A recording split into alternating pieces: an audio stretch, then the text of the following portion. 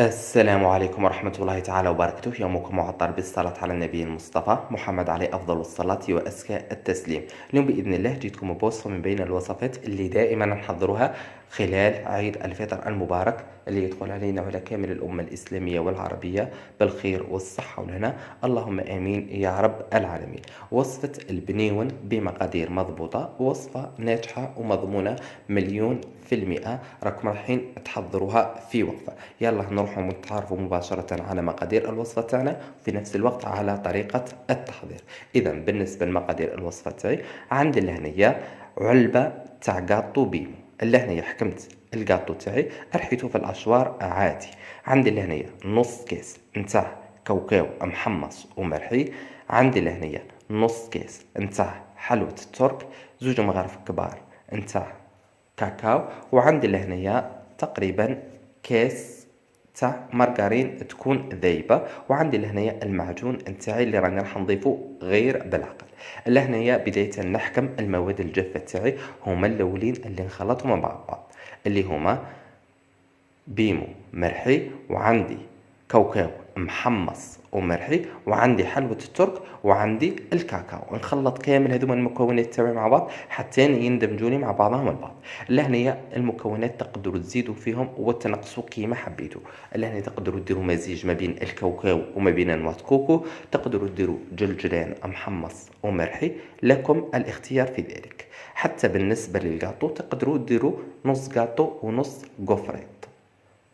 لهنا نضيف هذاك المارغرين تاعي اللي تكون ذايبه، ونبدا نبسس في الخليط نتاعي حتى نتحصل على خليط رملي، يعني الخليط تاعي يجيني مبسس ومرمل بهذه الطريقه. وبعد ذلك نبدا نضيف في المعجون تاعي غير بالعقل. انتم تحبوا ديروا المعجون كما تقدروا ديروا العسل، ولكن انا نفضل المعجون لانه المعجون فيه هذيك البنه تاع القروصيه اللي راح تعطيني للحلوى تاعي، يعني هذيك الحموضة اللي تكون يعني حموضة بنينة. بهذه الطريقة ندخل المارغرين تاعي مليح. بعد ذلك كما قلت لكم نضيف المعجون نتاعي. لهنايا تقدروا كذلك اذا كنتوا درتوا حلوى وفزت لكم، مثلا درتوا لي صابلي وتكسروا لكم، تقدروا كذلك ترحوهم وتضيفوهم للخليط نتاعكم. كما نعرفوا احنا دائما حلوة البنيون نخلوها اخر شيء. لهنايا نحكم الحلوى تاعي نشكل على شكل كريات. لهنايا تقريبا الوزن تاعها تكون 20 غرام، لانه كما نعرفوا البنيون ما تجيش الحبه تاعو كبيره، تجي الحبه تاعو يعني متوسطه. نرمد الحلوى تاعي مباشره في جوز الهند اللي هو نواه كوكو. لهنايا على بها قلت لكم خلوا الحلوى تاعكم طريه، باه كي ديروها في جوز الهند راهو رايح يلصق ليه.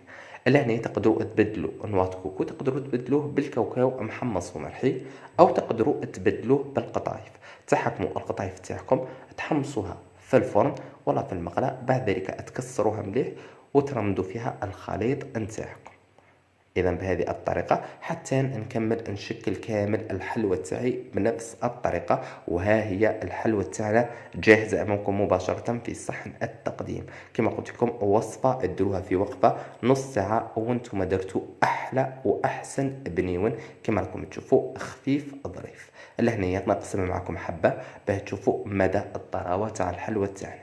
شوفوا حلوى تجي تذوب في اليد قبل ما تذوب في الفم. وصفة ناجحة ومضمونة مليون بالمئة. نتمنى أن وصفتي لنا اليوم تكون نالت إعجابكم. جربوها في بيوتكم، أكيد راكم رايحين تفرحوا بها كامل العائلة والأحباب. مسكوا الختام. تحية الإسلام، وتحية الإسلام السلام. سلام الله عليكم ورحمة الله تعالى وبركاته.